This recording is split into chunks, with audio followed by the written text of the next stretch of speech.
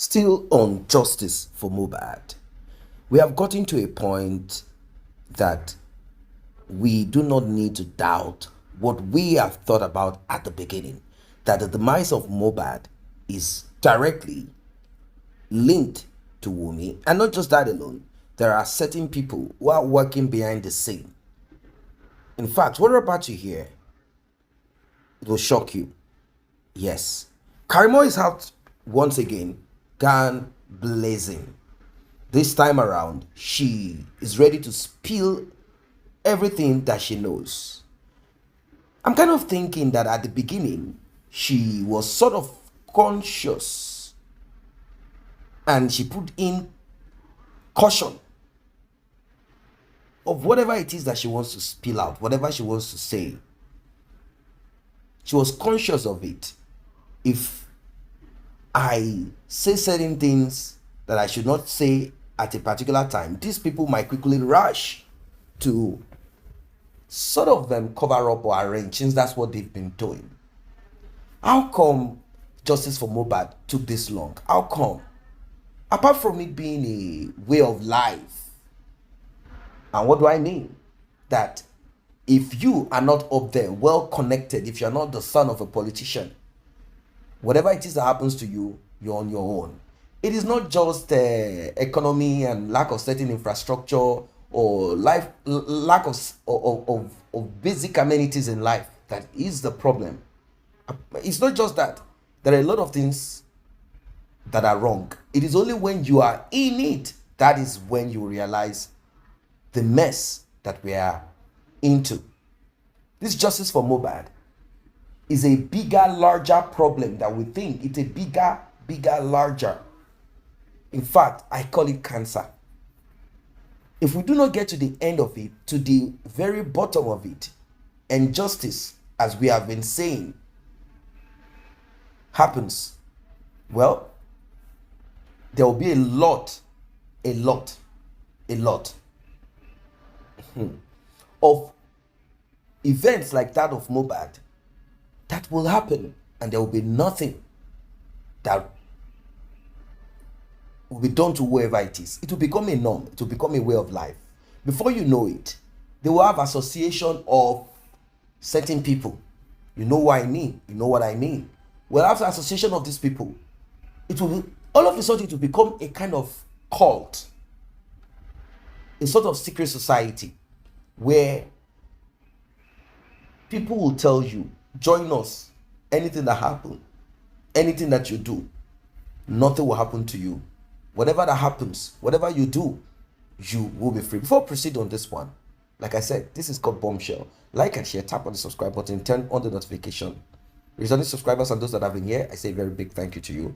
And to those that have tapped on the thanks button, the one with the love icon and the dollar sign in the middle of it, may God Almighty bless you. Let us get right into it. Signs ẹ̀ wọ́n tó declare dead ó ní wọ́n ṣe vital signs ẹ̀ pé yeah by the neck region pé wọ́n ṣe vital signs ẹ̀ wọ́n sọ pé ó ti kú.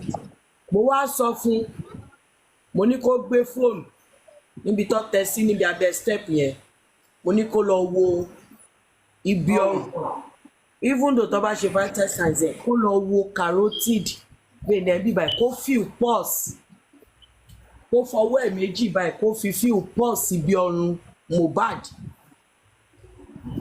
tí pulse bá wà ń bẹ̀ kò tí ì kú tán kó mà ló wà. lọ sí ẹni tí ò tí ì kú tó ó sọ fún mi pé òun ṣe but she is not a medical personnel ó lè jẹ́bi tó yẹ kó gbọ́wọ́ sí. wọ́n ló gbọ́ sí àti pé gòǹgò fẹ́ kó wà láàyè mọ́ òun gan bíi ó fẹ́ kó máa lọ. Yeah, they called me on Tuesday tó kú orí ẹ̀ máa lọ sọ pé wọ́n pe Karimo jọ Monday mama tí UK. What do you mean say they call you that day? What the day they called me was September 12th. I don't know about the Monday that you guys are talking about. They called me on September 12th that he died. September 12th ló pè mí. Mo dẹ̀ ní kó lọ wò kó lọ fọwọ́ sí kó feel pulse yẹn. Bóyá ó get ibi tó yẹ kó fọwọ́ sí. Bóyá kò get here because she's not a medical personnel. I don't know. But I tried all I could. Just asking, no offense. Mo mọ̀ pé no offense. Èmi náà explain it because ìgbà yẹn lọ́ máa sọ pé Karimo wọ́n pe Karimo ńjọ́ tó kú. Ìjọ́ tó kú tó pè mí September 12 Tuesday ṣáàlù bọ́ September 12 lọ́ pè mí. Ó dẹ̀ mo béèrè pé ṣọ́ọ̀ṣì fantasy àwọn ṣe blood pressure gbogbo ẹ̀ ó ní wọ́n ṣe lọ hospital wọn ló ti kú. Ó yá ìwọ lọ fọwọ́ síbi ọrùn ẹ̀ tó bá feel pulse tó ń mú kò bá jẹ́ faintly tó ń mú díẹ̀díẹ̀. Ó wá ń ṣe mí bíi pé kí n bára mi Nàìjíríà kí n ṣe gbogbo vital signs yẹn kí n dẹ̀ fọwọ́ sí lọ́nbí ọrùn yẹn kí n wò bóyá tòótọ́ ló ti dákẹ́. Ìmọ̀lẹ́ ò tí because ok irú script wo nìyẹn pé ìgbà tí wọ́n fún ní injection yẹn ó react sí ó bẹ̀rẹ̀ sí ní bì ó bẹ̀rẹ̀ sí ní ṣe làwọn sáré bọ́ta ẹgbà wọn ó ń lọ sílé neighbor. Jẹ́rí nǹkan tí mo but Ìyábọ̀ sọ̀rọ̀ náà ó ní Mohbad kú sínú ilé. ẹ ń dára yín láàmú ni nǹkan kan méjì tí ò bá ti avoid fún ọmọ rẹ̀ wáyé prime boy sunbẹ̀ yẹn lálẹ́ bẹ̀rẹ̀ bọ̀bọ̀ yẹn ò ní kú. Bẹ́ẹ̀ ni alájà. Tó bá jẹ́ Dàrósà sunbẹ̀ lálẹ́ ẹjọ́ yẹn kò ní kú. Òótọ́ ni wọ́n ní ó sọ ìpòsọ ó ní Dàrósà ò sí ilé páwọn pè lórí fóònù. Dàrósà tó bá jẹ́ Dàrósà sunbẹ̀ kò ní kú tí prime boy náà bá sunbẹ̀ kò ní kú. Wọ́n á rí ìjà yẹn Dàrósà rí ìjà yẹn òun kàn bínú lọ tiẹ̀ ni nígbà tó bá tó. Nígbà tó ṣe pé bọ́n ṣe máa ń jà tẹ́lẹ̀ nìyẹn. Dàrósà lọlé lọ sùn he is a married man ṣe get òun lọlé lọ sùn ìgbà mi ò dẹ̀ máa ń sùn tọ́jọ́ máa sùn lórí bẹ́ẹ̀dù but Dàrósà lọlé ń jọ yẹn prime boy ò tẹ̀lé wọn dúró wọ́n bá mú ẹbí ẹ̀ kan wọ́n mú kan nínú àwọn boys ẹ̀ kan wọ́n mú ẹbí ẹ̀ kan wọ́n mú kan nínú àwọn boys ẹ̀ tọ́jọ́ ń ṣiṣẹ́ papọ̀ kan wọ́n wá mú ọ̀rẹ́ tiẹ̀ ẹyọ kan wọn mẹ́ta yẹn péré yẹn ti tó wọ́n máa mú àṣànà gan wọ́n máa rún mẹ́ta yẹn. Bẹ́ẹ̀ni kọ́tọ́ sọ̀rọ̀ kọ́tọ́ gidi gan wọ́n á jẹ́wọ́ tó fún láàrin wákàtí kan wá láwọn bọ̀ tó ń fọwọ́ ra wọn lórí kán tọ́jú ọ̀wọ́ kán lù lifestyle tó ní owó ọmọ tó ṣẹlẹ̀ owó ọmọ kankan ló máa gbé good friend sẹ́yìn èèyàn ti wá rí báyìí mo ní Karimo ò ní sọ tó ṣẹlẹ̀ wọ́n máa fún kílù ní ẹ̀kọ́ fẹ́ pààlà. ẹbí ẹ̀ kan ọmọọṣẹ́ ẹ̀ kan ọmọọṣẹ́ tó joyè agbọ́mọjó lọmọ mojú yẹn wọ́n bá mú kan wọ́n wá mú àwọn ọ̀rẹ́ ẹ̀ tó wà níbẹ̀ yẹn àwọn mẹ́ta yẹn wọ́n mú wọn sọ́tọ̀ọ̀tọ̀ kọ́ tó ṣọ̀wọ́. ókè ọ̀rẹ́ Karimo ọ̀rẹ́ Wùmí náà ń gbénu lé. láàrin 30 minutes wọ́n máa jẹ́wọ́.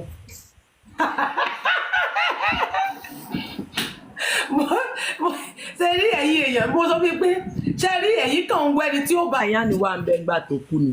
àyà kó sáwọn ọ̀rẹ́ Mohbad ló ń jọ tó kú. sọ ẹni tó pa ọlọ́pàá lọ ṣiṣẹ́ náà a sí ní position àti ṣe ó ti clear ó wà glaring ní all over the world pé iṣẹ́ ọwọ́ inú ilé ṣebí queen mother àwọn olóṣó sọ bẹ́ẹ̀ ológbò bí ògbò àdán alábẹ́ gbígbẹ iṣu ọwọ́ ṣé bó fẹnu ẹ̀ sọ̀rọ̀ ó nínú ilé ni Mohbad kú sí kúrẹ́ tó lọ́pọ̀ àrẹ́sì Ìyábọ̀ Òjó kán lọ gbé pé síbẹ̀ ẹ̀ẹ́dẹ̀ sọ fún wa pé hospital ló kú sí ojú ọ̀nà hospital ló kú sí báwo ló tún ṣe wá di inú ilé báwo ló ti di inú ilé tán bá kó àní tán bá mú wọn yes tán bá máwọn mẹ́tẹ̀ẹ̀ta tàbí àwọn tán wà nínú mọ́tò tó sọ pé Mohbad is dead ṣe ń pẹ́ mẹ́ta ló wà ń bẹ̀ àtìrà wà ń bẹ̀.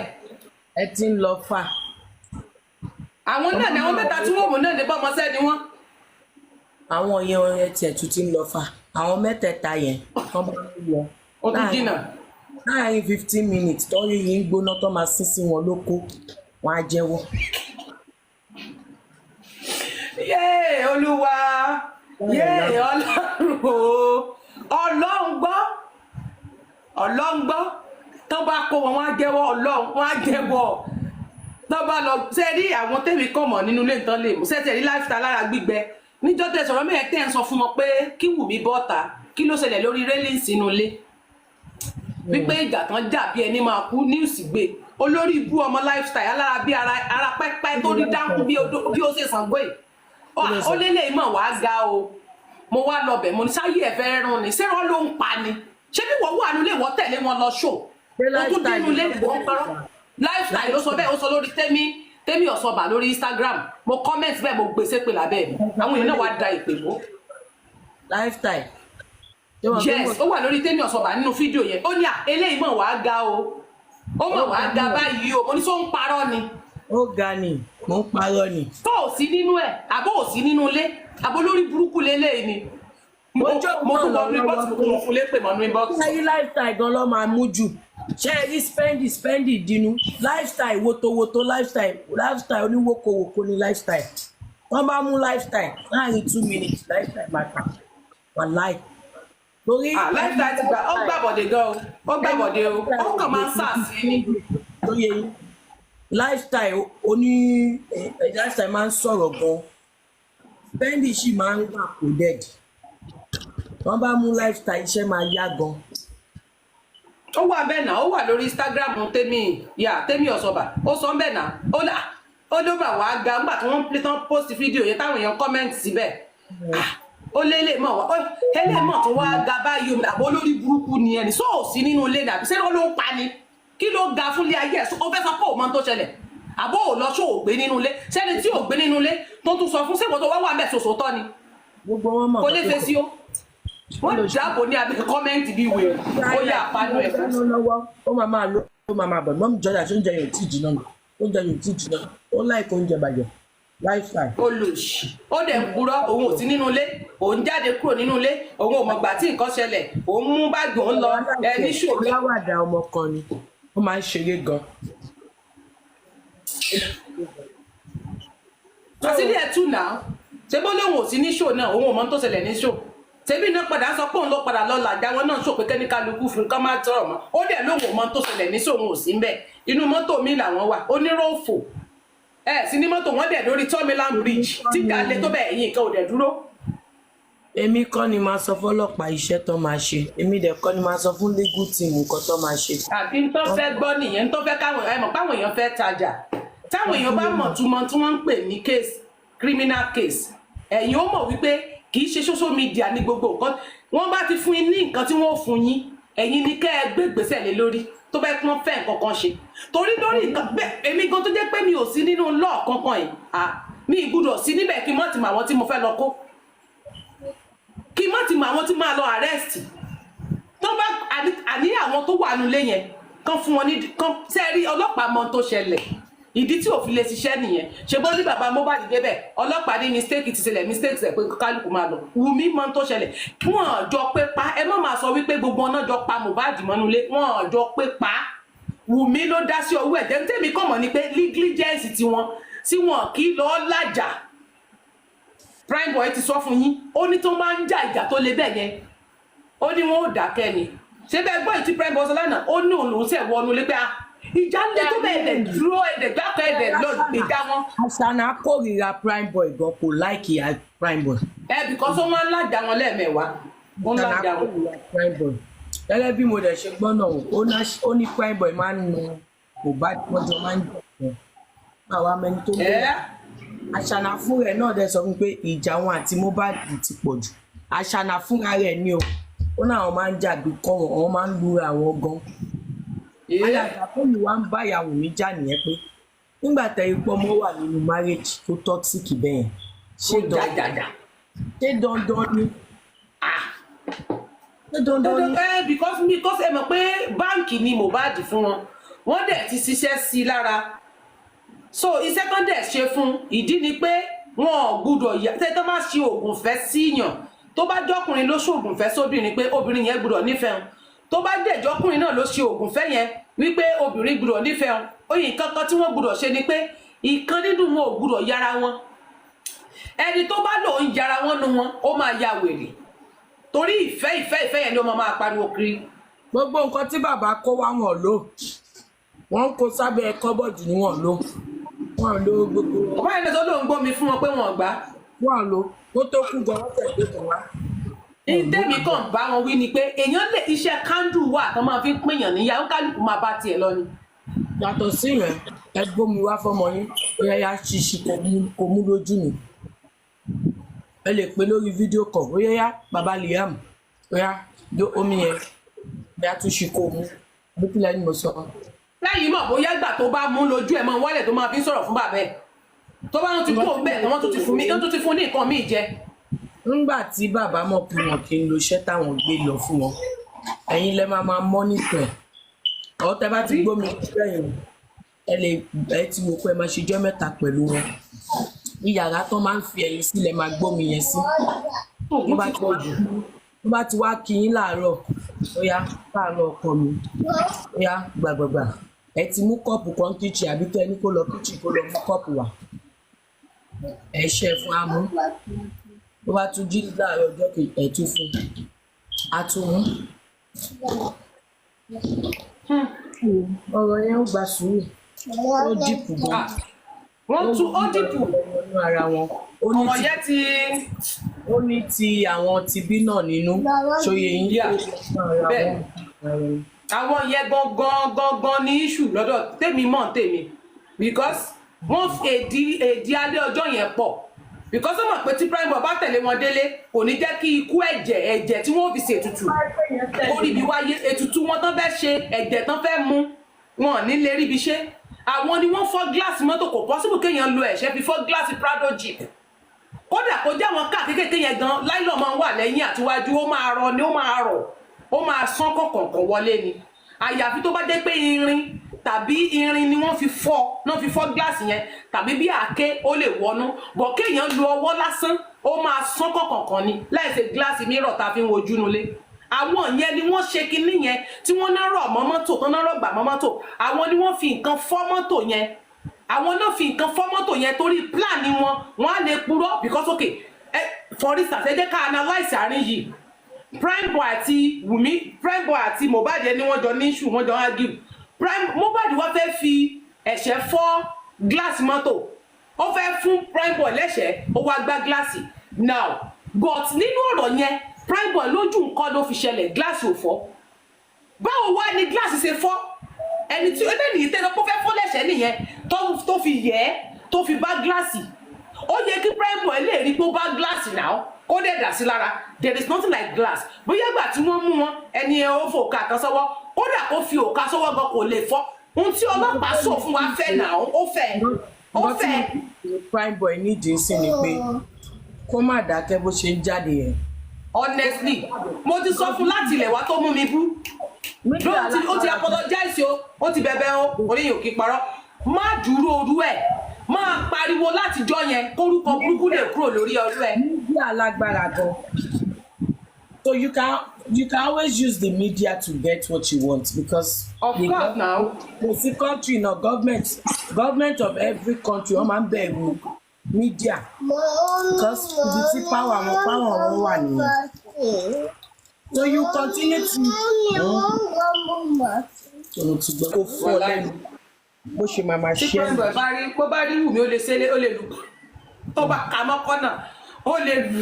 ìbọn má ṣe bẹ́ẹ̀ má ṣe bẹ́ẹ̀ ọmọ ìyá mi. nítorí bọ́ọ̀lù mi ó ní àkókò ọmọ náà ó ní ọmọ bẹ́ẹ̀ pé ó yí kí tí mo ṣe bàbá bá ń gbọ́ ọmọ kí n ti ju ọmọ yẹn sókè kó fún ní bábí gẹ́gẹ́ yé ojú mi ojú mi. ìyẹn náà tó sọ problem má sọ yẹn lọ́nà ìmọ̀ o má sọ ní ìkànnì. wọ́n ti fẹ́ fìyẹn rọ́pò ẹ̀ náà wọ́n ti fìyẹn rọ́pò ẹ̀ lọ. honestly Wùmí ní kó fèsì squarely fèsì Wùmí tó borúkọ ẹ jẹ́ tó ló lo oògùn Wùmí ló kọ́ bọ̀tẹ̀mí dẹ̀ mọ̀ pé Wùmí kọ́ ló kọ́ kinní yẹn. Ìyábọ̀ tó wọn create account Wùmí olórí burúkú bèbí yẹn ó ló kọ lẹ́tà tí ó bá jeans lover kọ́njọ́ yẹn nígbà tí jeans lover ń bá sọ ó ní they fought truly because jeans lover ló ń bi léèrè ó ní the guy had beef with him I heard it not natural because ó ń sọ pé oògùn náà fi gbà jeans lover ló ń sọ pé ó dẹ̀ pé òun gbọ́ pé ó ní oògùn ni ó wá lóun náà gbọ́ pé it's a natural I am not in the good state to mind of now ọba please bear me. nǹkan tó sọ fún mi ó ló máa ń wọ òrùka kan sọ́wọ́. ṣé prime boy. tí àṣàlà sọ fún mi ó lórúkà yẹn dẹ̀ wà lọ́wọ́ ẹ̀jọ́ yẹn tó gbá Mohbad. n tó sọ bíbá nìyẹn ó ní but I don't know what his friend had in mind that night I don't trust anyone at this point cause they trigger mo kò sọ pé òun àtìmọ́lẹ̀ làwọn náà jọjà yẹn o ó ní Mohbad ni ó bàjá ṣé pé ló búkú lọmọ yẹn ohun tó dẹ̀ sọ náà ni pé ó ní Mohbad ó ní Wùmí ìtì Mohbad ìtì wò Mohbad lọ́kọ́ ìtì ẹ̀ ọ̀rẹ́ náà wá ìtì ẹ̀ padà séèyàn lélẹ̀ ṣá. òótọ́ dẹ̀ ni ìyá prime boy bí Wùmí. Okay. Níbi bẹ́rẹ̀ yẹn ìyá prime boy bí àṣàlà wọn lọ bá ṣàlà ní mọ́tò pé ṣóòótọ́ ni okay tóòótọ́ ni ọmọ àwọn lè pa ọkọ ẹ̀ àṣàlà àjẹ́ sọ fún wọn fún rárá pé kò lè pa ìyá prime boy ó dẹ̀ ń sọ fún gist lover wípé oògùn ló fi gbá. ìyá prime boy àtẹ̀gbọ́n prime boy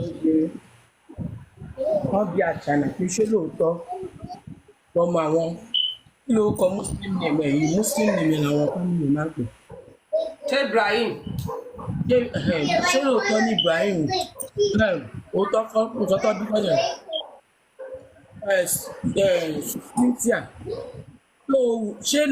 ṣé o rò pé Ibrahim lè pa ọkọ ẹ̀ ṣá ló ní rárá òun ò sọ pé Ibrahim ló pa ọkọ òun ìyá yẹn wà pé kí ló tó wá sọ bẹ́ẹ̀ ìyẹn bí tó ti sin ọkọ ẹ̀ jọ yẹn nǹkan tó jẹ́ kó yé mi ni pé ó máa ń lo ìlànà. bóyá prime boy tí ì gbélé kò tí ì gbọ́ yẹn. mo rò kó sì gbọ́ olùkà owó ẹ̀. ẹ kọ́ tiẹ̀ fún prime boy ẹ jẹ́ kó wá fún un nígbàjú olóyìí lọ́ọ̀láì. wọ́n sọ pé òbí ẹ fi rẹ́kọ̀dù ẹ̀ wọ́n lóun máa ń wo òka. ó máa ń wo òrùka kan sọ́wọ́ pé òrùka yẹn ò dẹ̀ ṣe natural èmi ò wá mọ̀ pa yẹn mọ̀. because nǹkan tó sọ ní nìyẹn pé wọ́n ló máa ń wo òka pé ó gbá ní nǹkan oògùn náà ló fi gbá lálẹ́ ọjọ́ yẹn. alákòó tó máa ń wọ̀ sọ́wọ́. àwòrán làwọn pípù yìí o. prime boy don back up anytime you fit to come online fight for yourself just watch what you say. Now, some people might say that the demise of Mohbad is more spiritual than physical, that what happened at the end is simply a physical manifestation of what has been already approved spiritually by certain wicked people.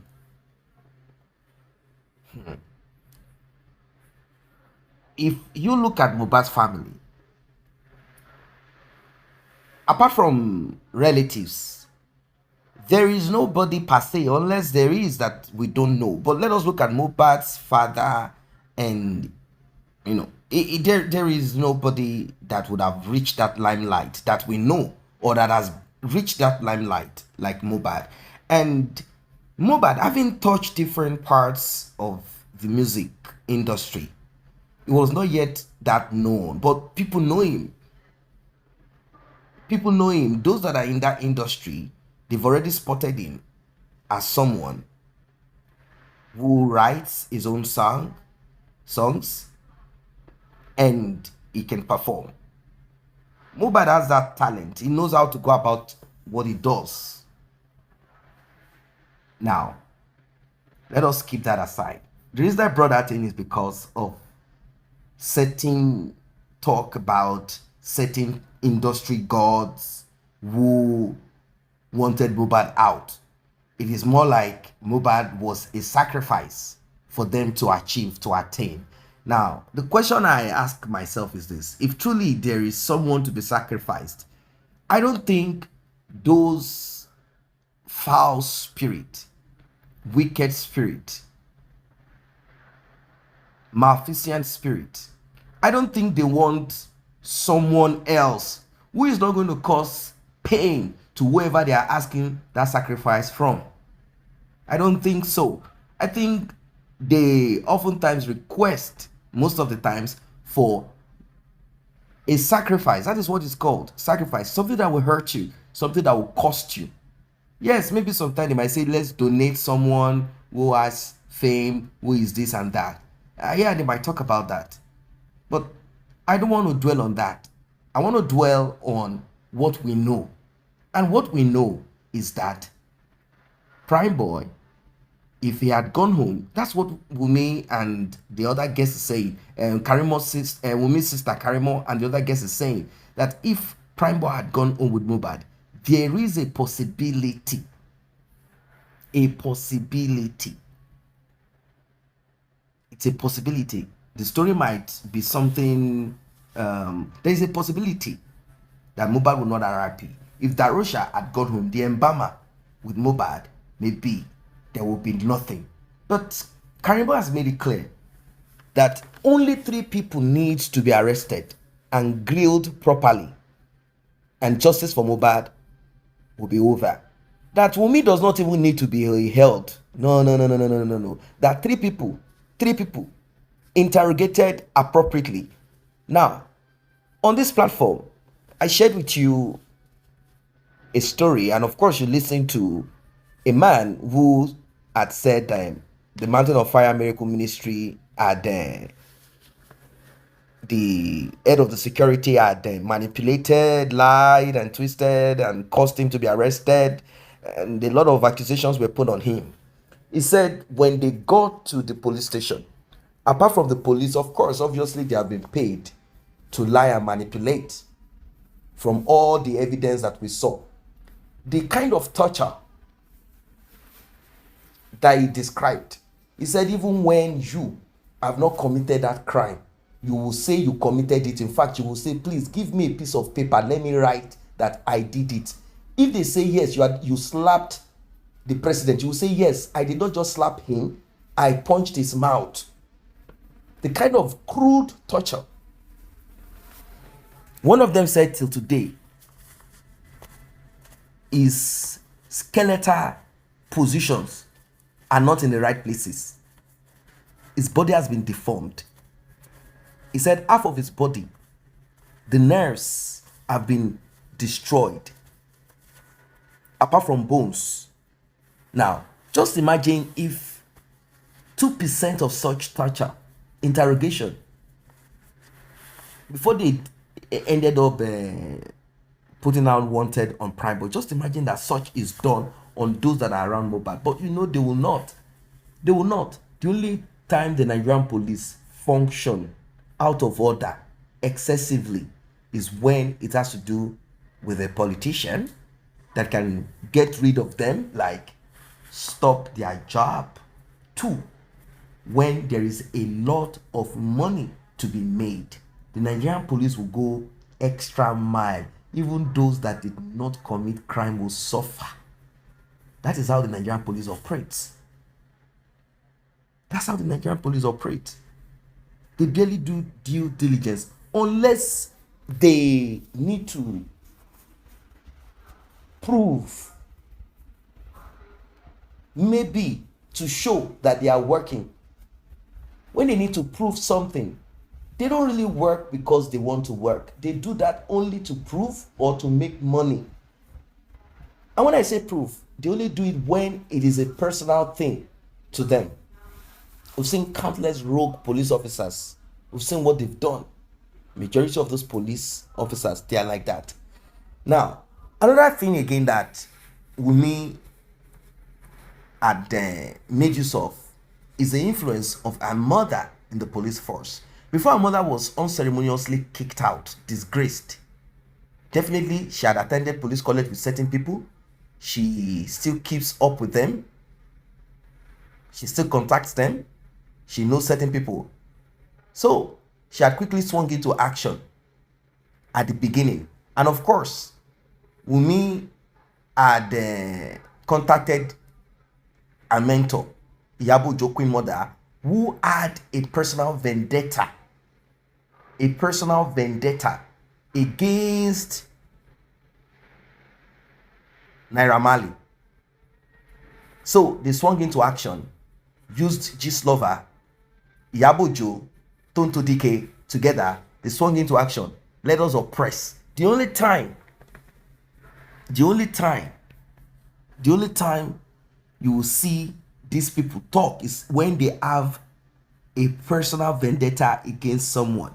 They swung into action. They did a lot of things, but thank God that we did not flow with their manipulation.